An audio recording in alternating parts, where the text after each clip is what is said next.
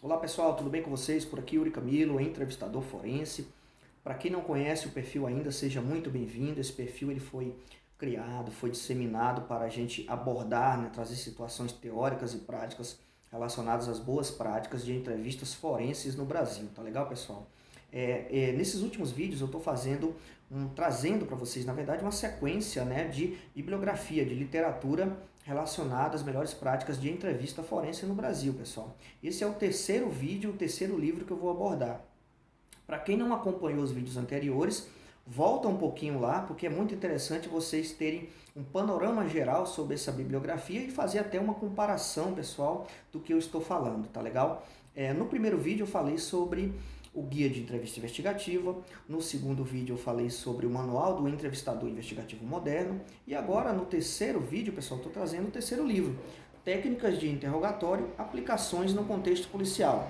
Vou mostrar aqui para vocês técnicas de interrogatório, aplicações no contexto policial. Esse livro, pessoal, ele tem como autores, né, criadores, o Anderson Tamborim e o Carlos Alexandre, tá legal? Bem interessante o livro, eu já li, e até pelo título vocês puderam perceber que ele traz uma abordagem, né, voltada, né, bem direcionada para o setor público, ou seja, para as polícias, Polícia Civil e Polícia Federal. Ele é formado, né, ele é composto aqui, esse livro, por 9 capítulos e uma conclusão. Eu fiz uma pequena colinha aqui, né, apesar de ter lido já o livro, mas são vários detalhes, várias informações que eu quero passar para vocês.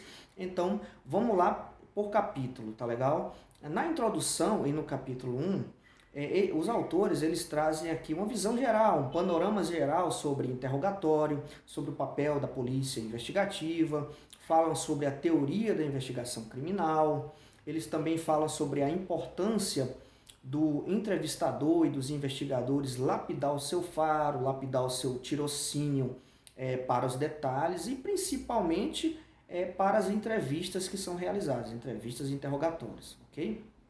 No capítulo 2, pessoal, eles falam sobre local de entrevista. Então não vou me ater muito a esse capítulo porque eu já tenho um vídeo aqui no perfil falando sobre sala, local de entrevista e quantidade de entrevistados e entrevistadores, beleza? Dá uma zapeada aí pelo perfil que com certeza vocês vão achar esse vídeo.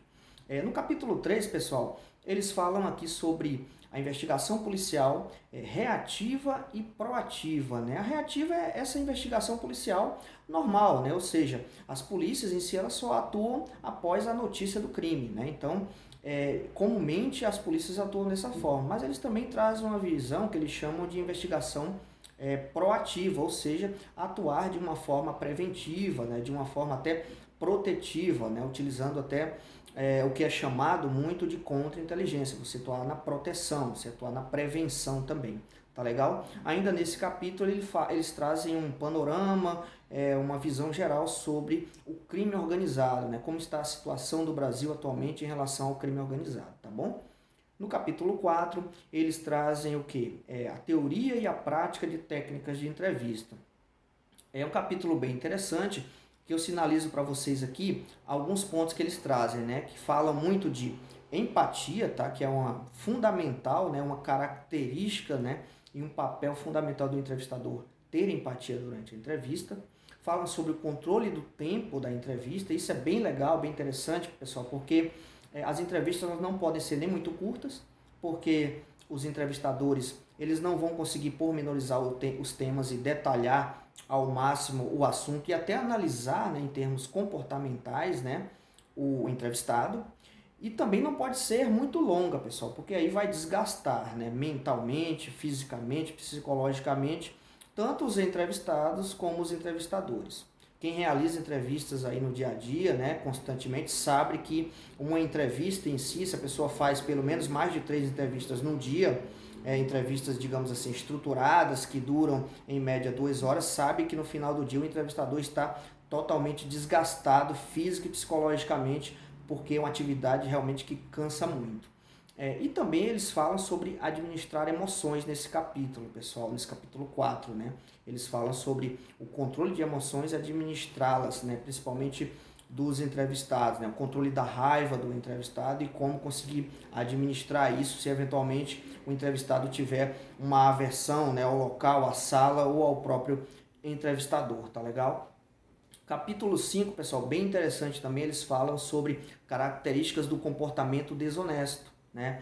E eles trazem estudos, né, sobre a detecção de mentira e sobre a detecção do engano, né? Eles citam até o Albert Vrije, né, que é um dos estudiosos aí, muito conhecido nesse assunto de detecção de mentira, tá? Com diversos artigos e estudos, né, sobre o assunto, tá legal? Eles falam também sobre o processo cognitivo, né, na construção da mentira e o paradoxo da linguagem, né? O que é que quer dizer isso, né? Nada mais é, pessoal, do que a gente ter ciência de que quando se constrói um discurso mentiroso, a carga cognitiva aumenta. Então, esse é o paradoxo da linguagem, ou seja, quanto mais a gente cria um discurso fictício, fantasioso e mentiroso, a nossa carga cognitiva aumenta e isso facilita muito na detecção de incongruências, pessoal. Eu gosto muito desse termo, né? Quem me acompanha aí nas redes sociais sabe que eu utilizo, né, quando estou abordando esse tema, né, e a gente costuma fazer uma análise de credibilidade do discurso baseado nas congruências e incongruências, pessoal. É algo mais lúcido do entrevistador, de uma maneira técnica, abordar, né, no seu relatório e na sua avaliação final, tá legal, pessoal? Então, é muito importante que o entrevistador ele adote, né, essas características, né, e analise o perfil do entrevistado, da pessoa que está sendo investigada, entrevistada ou interrogada, de acordo com as congruências que foram analisadas e principalmente, na verdade, as incongruências que foram detectadas durante o processo de investigação e principalmente durante a entrevista, tá, pessoal? Há autores e há entrevistadores que falam em termos de transparência. Eu, particularmente, eu não gosto de analisar dessa forma, porque eu acho que é muito ousado dos entrevistadores dizer que uma pessoa foi ou não transparente, pessoal. O que é mais lúcido, mais correto e mais fidedigno a uma análise forense, pessoal, é a abordagem em termos de congruência e incongruência. A congruência você vai estabelecer ali no início da entrevista, né, quando você conseguir fazer uma análise do padrão corporal, né, na linha de base da pessoa, e a partir do momento que essa linha de base vai mudando, você vai notando, você vai identificando e você vai analisando as incongruências que a pessoa, que o entrevistado, interrogado, ele vai emitindo ao longo da entrevista, tá legal? Em suma é isso. Em outro capítulo, pessoal, ele traz aqui uma situação bem interessante também, tá? Que é a análise da conduta não verbal. Eles falam aqui sobre micro e macro expressões faciais. Eles citam aqui o Paul Ekman, né, que foi o pioneiro aí nesse estudo, né, de microexpressões faciais.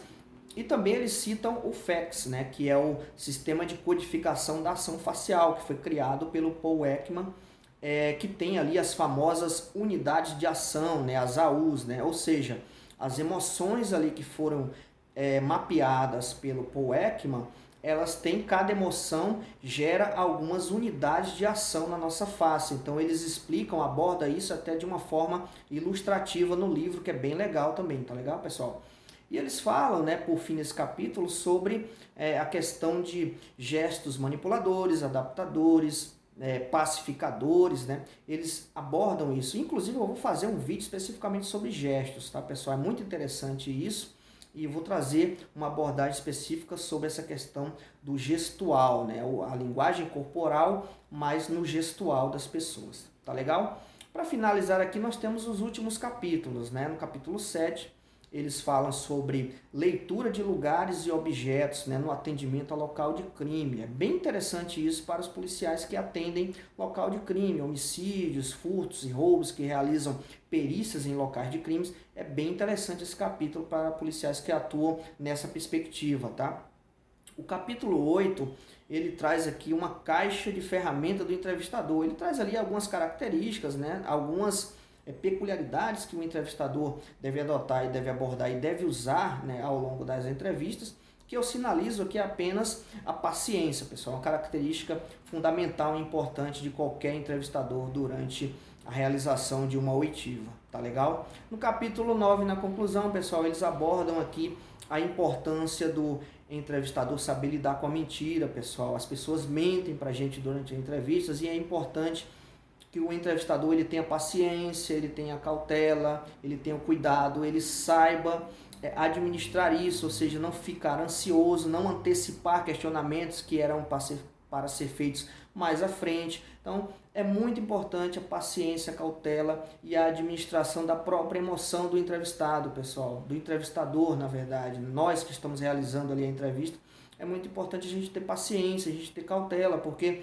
às vezes a gente sabe que a pessoa está mentindo para a gente tem a evidência, a gente tem a prova, mas é importante a gente seguir um cronograma, né? Seguir uma metodologia específica e vai chegar o momento, vai chegar a oportunidade, né, da gente fazer aquele confronto de evidências, de provas eventuais que se houver necessidade de ser mostrado, logicamente. Mas é muito bom, é muito interessante do entrevistador saber controlar a sua ansiedade, ter paciência no momento que for realizada a entrevista. Tá legal, pessoal?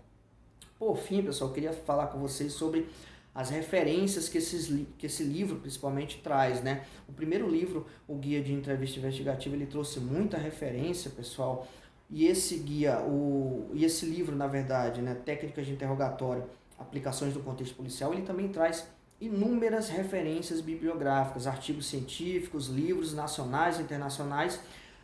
Por que eles trazem? Porque eles estão mostrando de onde que eles estão tirando a informação, de onde que eles estão tirando o conteúdo, tá legal, pessoal? É muito importante isso. Esses 4 livros que eu vou mostrar essa sequência de vídeos para vocês sobre literatura, apenas 2, tá, pessoal?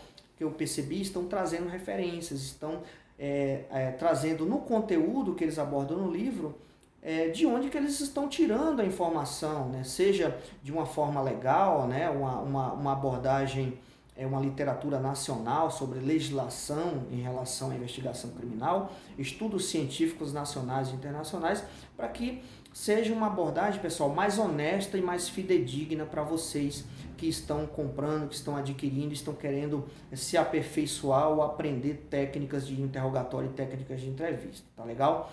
Por que eu digo isso? Porque as entrevistas e as técnicas, elas foram criadas há muitos anos atrás, pessoal. Como eu abordei para vocês no vídeo que eu falo sobre o método Reed, né, lá na década de 1940, que começou a se desenvolver algo de uma forma mais metodológica, um manual para se falar e abordar sobre interrogatório e entrevista. Então, de lá para cá, isso foi lapidando, né, isso foi melhorando.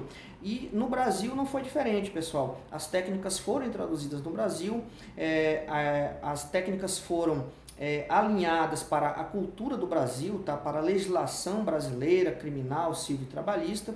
Isso é muito importante que seja falado nos livros, na verdade, pessoal, que as técnicas não foram criadas no Brasil, pessoal. Eu, pelo menos, não tenho conhecimento de nenhuma técnica que foi especificamente criada no Brasil do zero.